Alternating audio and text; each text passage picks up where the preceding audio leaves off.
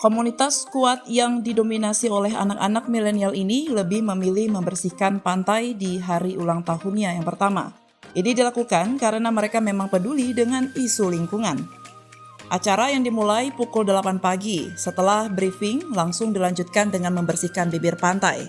Acara ini sepenuhnya inisiatif anggota komunitas, baik dari segi anggota yang terlibat di acara gotong royong maupun dari pendanaannya. Ya, saya sangat suka dan kami anggota Squad juga sangat suka, apalagi acara ini juga diiringi dengan mengangkat sampah atau mengambil sampah yang ada di pantai agar pantai kita juga bersih dan terjaga lingkungannya.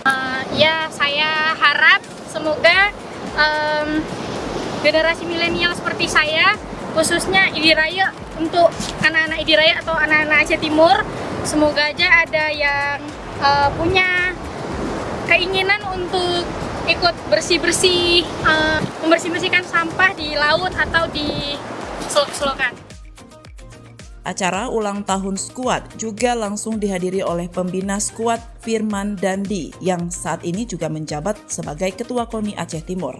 Alhamdulillah hari ini kita bersama rombongan Squad komunitas Vespa Aceh Timur. Hari ini rekan-rekan kita merayakan anniversary untuk yang pertama, ulang tahun mereka yang pertama, dan alhamdulillah mereka mengajak kita semua, menginspirasi kita semua untuk sama-sama menjaga lingkungan.